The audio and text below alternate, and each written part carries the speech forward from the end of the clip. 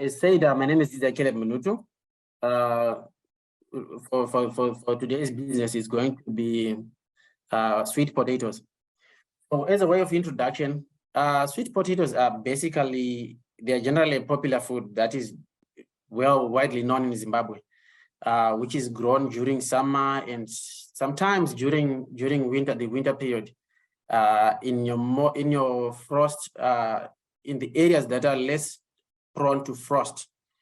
Generally, you find that they are cooked in different methods. They can be boiled, they can be baked, they can be fried. But there is also an interesting phenomenon which most people may not be conversant with. The leaves, they can be used as a vegetable, particularly when they are tender. We are talking of these when they are soft, when they are young. That's when you can have them as an edible vegetable. But now, sweet potatoes can be identified using their color, using either, it could be the color of the flesh or the color of the skin. You've got your red or your purple colored ones. You've got your orange as well as the white colored sweet potatoes. But what's important for a farmer is to understand the production requirements for the sweet potatoes. First of all, you'd want to understand the climate in which you would want to grow them, the soils, the kind of planting material that you can use, the planting time that is involved, as well as the requirements to do with your irrigation. Because it is a general assumption with most farmers that sweet potatoes may not really require irrigation, yet in most instances, it does require additional watering.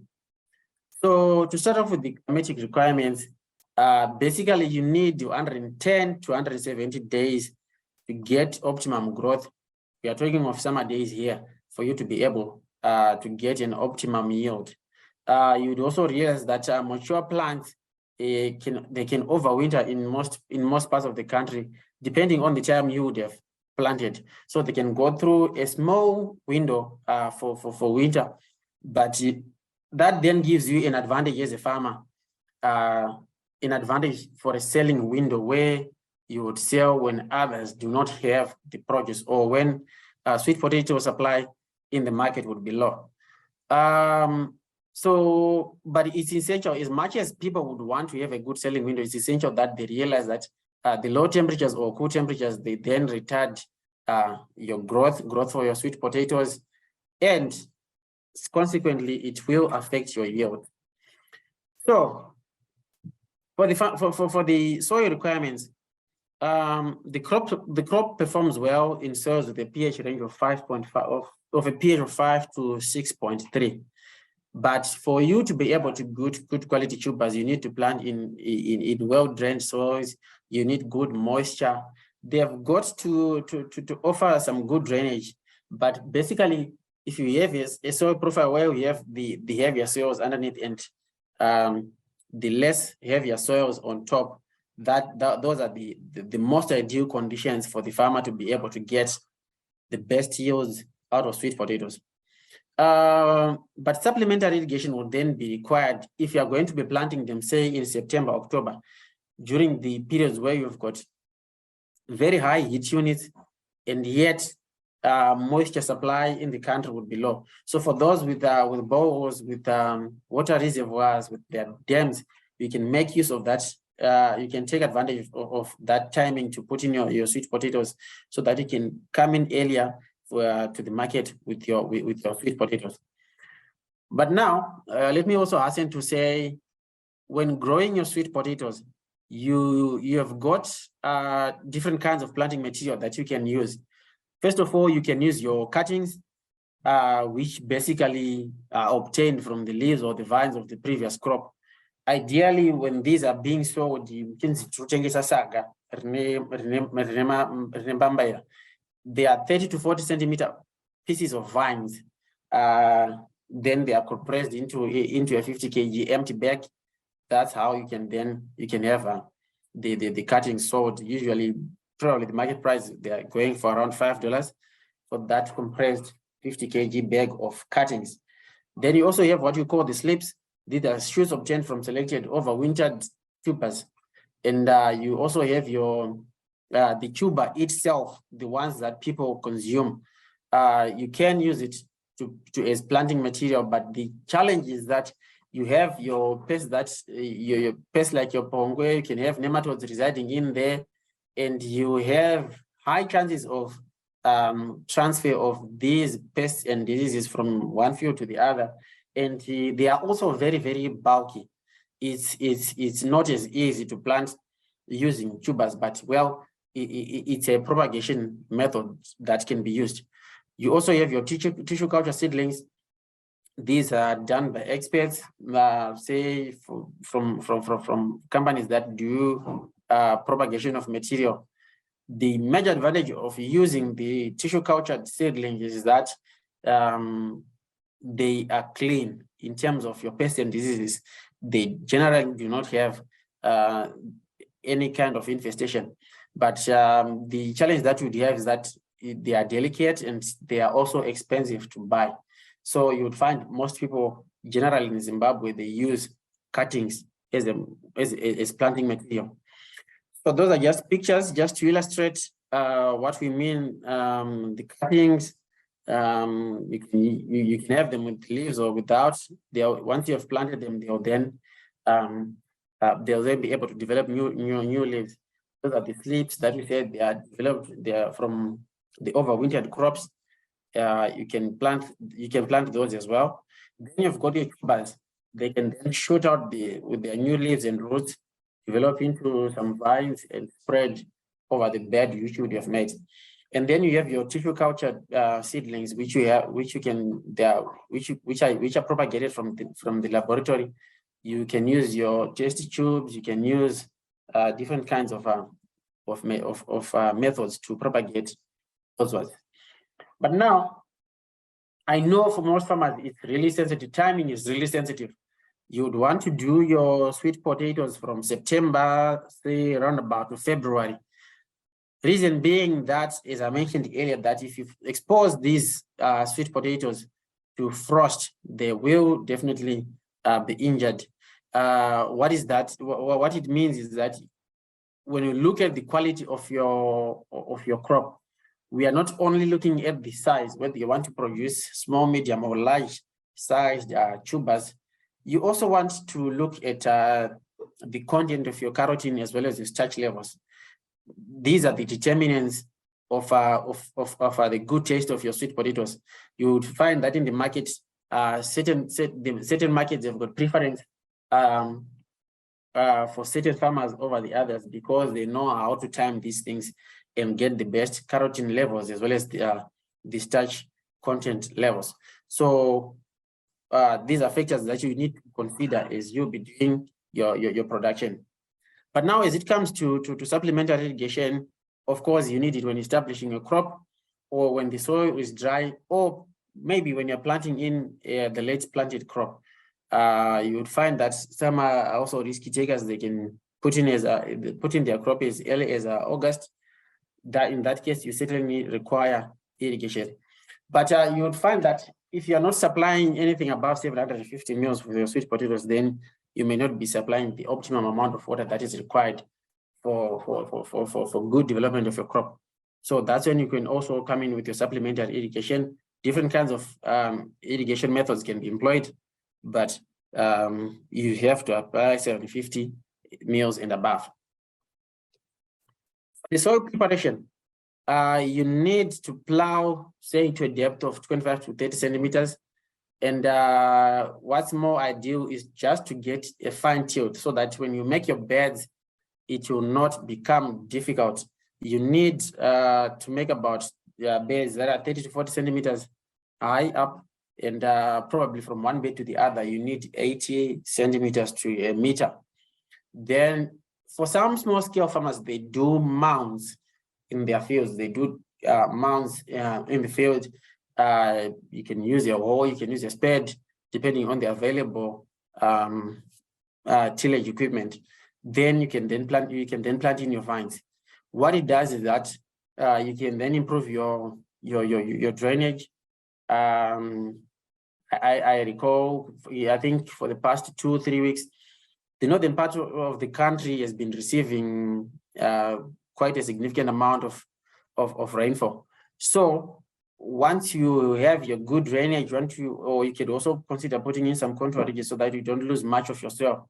You are then able to harvest some water, and at the same time allowing drainage where necessary in the fields. So that's how you go about it. It's not really a complex task, and that's a general outlay of the beds that you can do. The distance from one bed to the other here would be 80 centimeters to about a meter, and you need to aim to establish about 30 to 60,000 plants per hectare, depending on the preferences of your market. If your market prefers the large-sized tubers, then you need to do less spacing. But if you are going to achieve the medium-sized tubers, you need to increase on your plant population. Going on to the fertilizer regime, you would want to, the best approach is always through soil analysis. We always recommend farmers to bring their soils to ZFC. We analyze and give the appropriate fertilizer recommendations. But there is also this principle called the 4R principle, where you would want to supply the right source of your fertilizer. You want to apply it at the right rate. You want to apply it at the right time, as well as consider a right placement. So these are very key issues in any crop that you should consider really before we do any fedger kind of business. It's really important that we look at the 4R principle, as well as to conduct soil analysis and keep a record of the crops that you'd have put in each year in and year out. But now you can consider these are general guides that you can use. For the compounds, you've got your seedbed fat. Some know it as compound S. In terms of the NPK ratios, you have your 7% nitrogen, your 21% phosphorus pentoxide, and your 8% potassium oxide. Generally, you want to apply 350 to 400 kgs per hectare. And with your tobacco fat, 5-15-12, the NPK ratios, you want to consider 450 to 550 kgs per hectare. But once you've done your soil analysis, you can apply less, you can apply more, depending on the outcome of the analysis. And now, some farmers prefer to use a combination of straight fertilizers. You can consider applying your single superphosphate, your MOP, as well as your ammonium nitrate right at planting, as you'll be making your beds. That's when you can incorporate these fertilizers. But you can also put in some additional fertilizer or a soil conditioner called gypsum.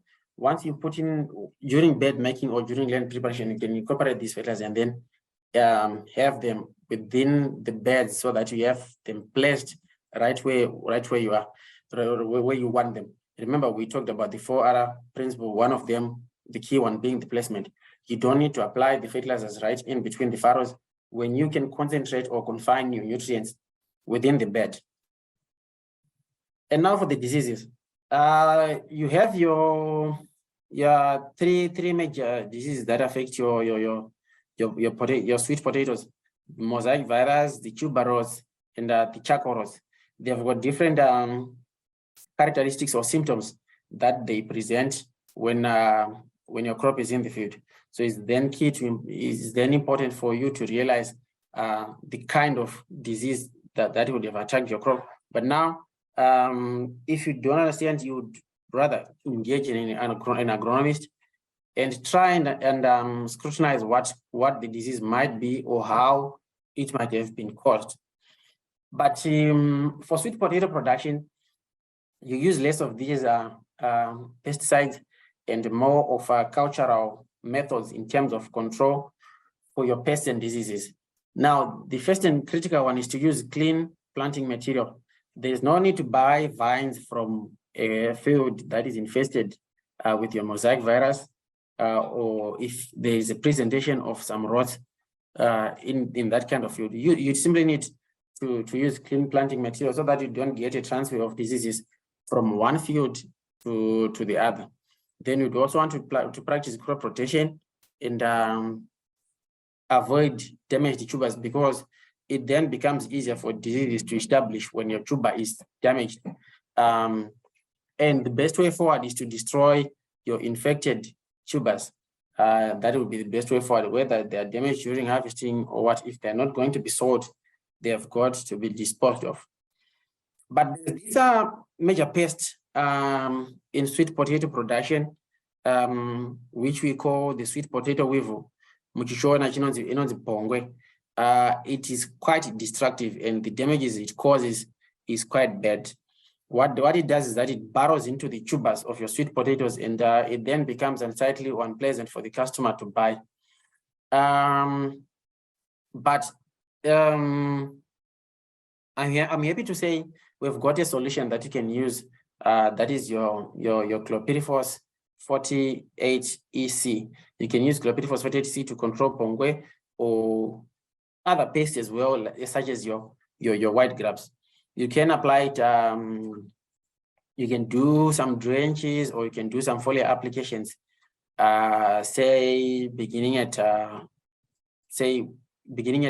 planting, and probably you can do your 4 weeks intervals depending on the level of infestation of the sweet potato weevils in the field. What's important before you apply your chemicals is to do some scouting, regular check on the tubers, and it's also good for you to be able to fill up, to fill back some soil when you see the soil cracking up, because it then opens up some channels for the sweet potato weevils to burrow into the soil and then get to attack your tubers. Then you've got this other insect. This one is not an insect; it's a rodent. It's called Nuta, or the mole. The best way it causes damage on your, it really bites onto your sweet potato tubers, and then they become they are then difficult to sell. They become unsellable. So you can use your product called Storm. It's a bait block that controls rodenticides, rats, mice, etc. They can also be controlled using this product. And the active ingredient for this one is flucomorphin. It's a green label product, but it does excellent work in controlling these rodents. But now, maybe it's also important that I highlight to farmers the important storage conditions. You want to store your conditions and the conditions where you've got 85 to 90% relative humidity and temperatures ranging from about 13 to 16 degrees Celsius. And that means you can keep them for about 6 months. You'd realize that farmers, they've got different techniques. Some they do keep the tubers in the soil, some dig some holes and then fill it in using different kind of material, be it some dried grass or what, and it helps to extend shelf life. But there's also this other product, Malic hydrazide, which can be applied 2 weeks before harvesting to reduce tuber sprouting. You do not want your tubers to become planting material when you're not ready, and you know that you'll be able to sell your tubers, to store your tubers for about 30 to 60 days. That means you have ample time to look for a good market and probably withdraw your produce, and then later on consider taking it to the market once you feel that the prices are now better and it then becomes profitable for you. Ladies and gentlemen, this marks the end of my presentation. Thank you so much for listening to me. Those are generally my contact details, just in case there are questions that you may, follow-up questions that you may require.